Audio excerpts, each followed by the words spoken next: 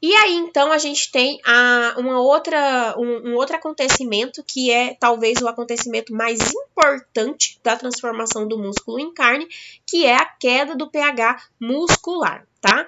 Então, como eu disse para vocês, né, eu não tenho mais a respiração do animal, então não tenho mais o acesso ao oxigênio, não tenho mais alimentação, então não tenho mais acesso aos nutrientes. Então, como tudo isso é interrompido após a morte do animal, o que acontece? Como que o músculo consegue manter a ação das células, consegue continuar fazendo a contração e o relaxamento muscular, se eu não tenho mais oxigênios e nutrientes sendo fornecidos ali para aquele tecido? O que acontece é que o músculo ele utiliza as reservas de nutrientes presentes na célula para dar continuidade nas atividades metabólicas. Por quê? O animal, ao longo da vida, ele fez refeições e ele respirou. Então, essa respiração e essas refeições que o animal fez, né, enquanto em vida, elas vão ficar armazenadas ali por um tempo no músculo. E elas são repostas a cada vez que o animal vai respirando e vai tendo uma nova alimentação, né, e uma nova dieta e tudo mais. Só que quando ele morre, ele não tem uma nova alimentação, mas aquilo que ele tinha comido anteriormente vai virar uma reserva de nutrientes dentro da célula muscular. E é essas reservas que o músculo vai usar para continuar fazendo atividade metabólica, mesmo depois do animal já morto, né, já abatido. Então, a produção do ATP, né, que é, como a gente viu também nas aulas anteriores, o ATP ele é a molécula onde o organismo armazena energia. E a gente viu que o ATP ele tem uma função muito importante na contração muscular. Então, basicamente, é ele quem faz todo o desencadeamento dessas reações de contração e relaxamento muscular. Sem ATP, eu não consigo fazer a atividade de contração e relaxamento muscular. Então, é preciso que o músculo produza o ATP para que esse ATP seja continuamente utilizado nos processos de contração. Então, essa produção de ATP, ela ocorre no pós-mortem utilizando essas reservas de nutrientes que estão presentes no músculo. Como que o músculo produz molécula de ATP? Isso aqui vocês devem ter visto lá no ensino médio, quando estudaram a biologia, o professor de biologia deve ter explicado para vocês isso aqui, que é quando a gente pega o nutriente que a gente consome, principalmente os mais fornecedores de energia são os carboidratos, né? Que é o caso da glicose, por exemplo. Esse carboidrato ele é quebrado, transforma em uma molécula de ácido pirúvico, que transforma em uma outra molécula de acetilcoenzima A, passa por um processo chamado de ciclo de Krebs. Esse processo promove substâncias que vão ser depois vão ser promotoras da produção de energia por uma enzima que produz as moléculas de ATP. Então, todo esse processo ele precisa acontecer utilizando fontes de nutrientes que são capazes de fornecer a energia necessária para a produção de ATP. Quando a gente fala de músculo dos animais, a gente está falando principalmente do glicogênio. O glicogênio ele é a principal reserva de energia que o músculo usa para a produção de ATP. Tá? Então, o músculo ele só usa outra molécula que não seja o glicogênio quando o glicogênio não está presente. Então, o que acontece? O músculo, ele vai realizar as atividades para manter a integridade da célula. E para obter a energia necessária para manutenção da célula, ele faz a quebra desse glicogênio, que é o processo chamado de glicólise, que é quebra do glicogênio, lise é de quebra, né? Para conseguir fazer a produção do ATP. E ele utiliza ainda os mecanismos aeróbicos, ou seja, o termo aeróbico se refere à presença do oxigênio. Mas como que ele utiliza oxigênio se o animal não está mais respirando, uma vez que ele está morto? Então, vocês lembram que a gente estudou sobre a composição química da carne e a gente falou que existem duas moléculas que têm uma afinidade muito grande com o oxigênio, que são a hemoglobina e a mioglobina?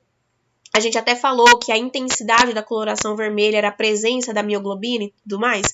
Então, a hemoglobina, ela fica presente no sangue principalmente. E ela transporta esse oxigênio através da respiração do animal para o interior da célula muscular, que fica armazenado pelas moléculas de mioglobina. A hemoglobina a gente perde quase toda, né? O animal perde quase toda a hemoglobina durante a sangria, porque ela está presente no sangue. Porém, a mioglobina ela fica no tecido muscular e na mioglobina a gente tem oxigênio ali armazenado, né? Que é a reserva de oxigênio estocadas nessas mioglobinas. Então, enquanto estiver oxigênio estocado na mioglobina, enquanto tiver glicogênio presente no sarcoplasma, o músculo vai ser capaz de produzir o ATP mesmo após cessar a alimentação, né, que é a fonte de nutrientes, e cessar a respiração, que vai ser a fonte de oxigênio. Porém, o que acontece?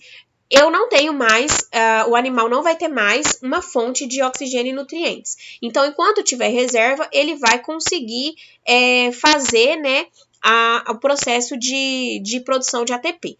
Porém, vai chegar uma hora que não vai ter mais renovação dessas vias aeróbias presentes na mioglobina, porque eu não tenho mais circulação sanguínea, porque não tenho mais respiração. E aí, a síntese do ATP, ela passa a ser feita pelas vias anaeróbias. Então, de novo, a gente tem o músculo tentando se adaptar a uma condição adversa. Essa via anaeróbia, como eu disse para vocês, aeróbias são a presença de oxigênio. Anaeróbia é quando é na ausência de oxigênio. Então, o que acontece?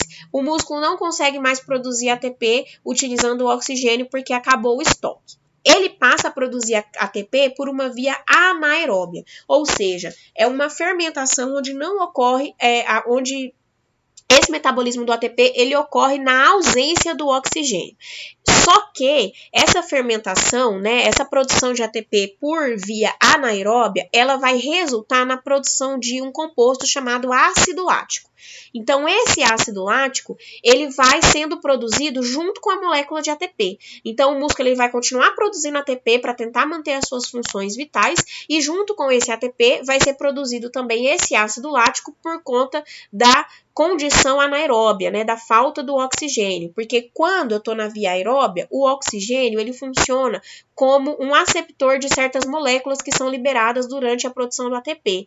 Como eu não tenho mais o oxigênio para fazer essa captura dessas substâncias, é então produzido o ácido lático, porque outras substâncias entram para tentar substituir o oxigênio, mas aí, consequentemente, produz junto o ácido lático.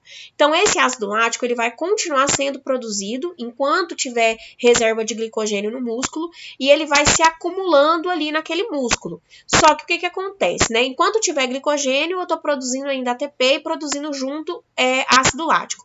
Vai chegar o momento que o glicogênio também vai acabar, porque esse animal ele não vai ter mais novas alimentações para conseguir ter novas fontes de nutrientes.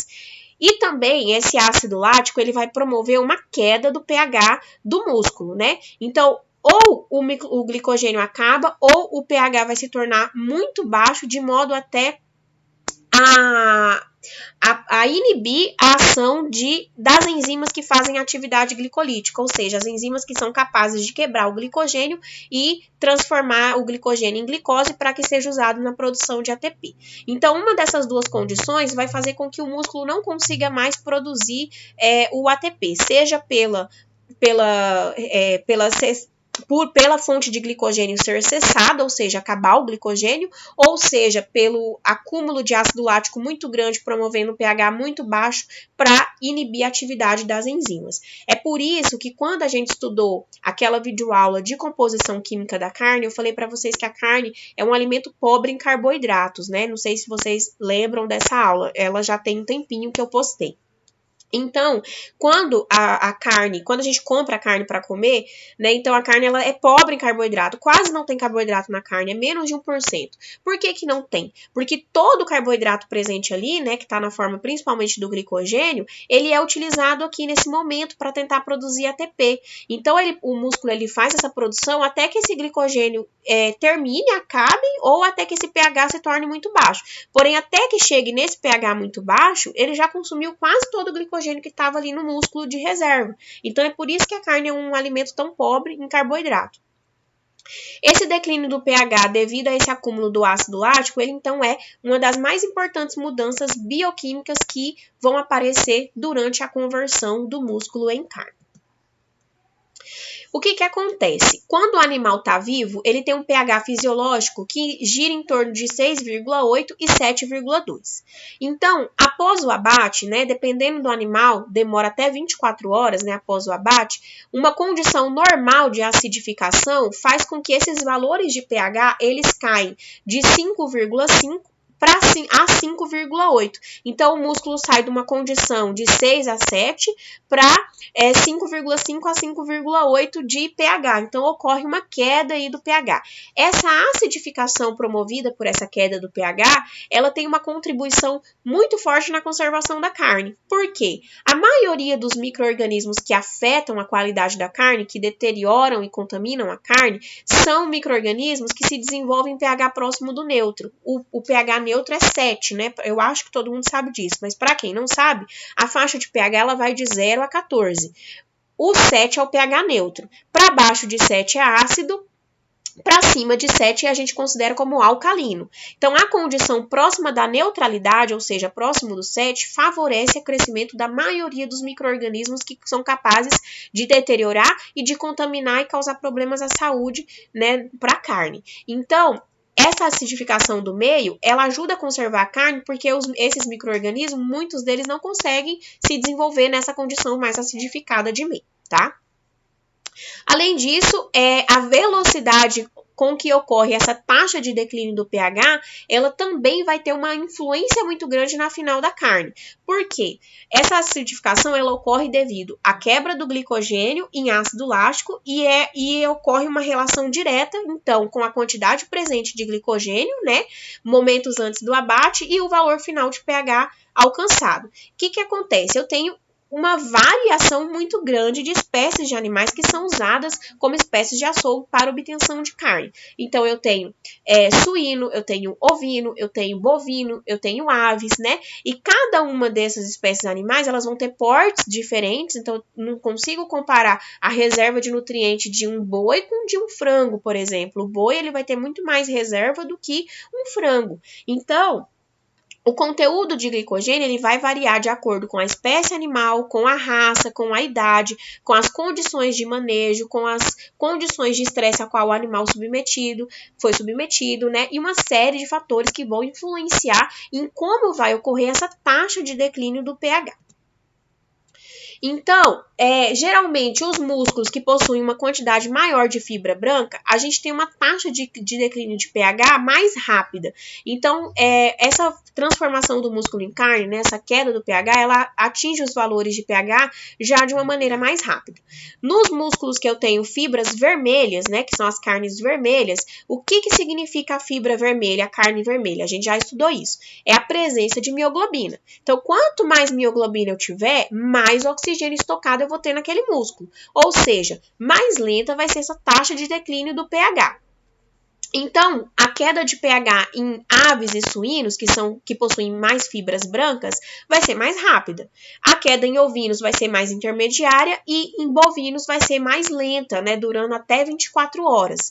Então, isso se deve basicamente de acordo com a quantidade de mioglobina presente em cada espécie, justamente porque a mioglobina é quem estoca o oxigênio, fazendo então com que o metabolismo aeróbio dure mais, e então faz com que demore mais para que o músculo chegue na produção de ATP por via anaeróbia, porque como a gente viu, né, que acabei de falar para vocês, junto com a via anaeróbia que ocorre a produção do ácido lático. Então, precisa acabar o oxigênio para começar o metabolismo pela via anaeróbia, para que então produza o ácido lático, que é quem vai promover então a queda desse pH.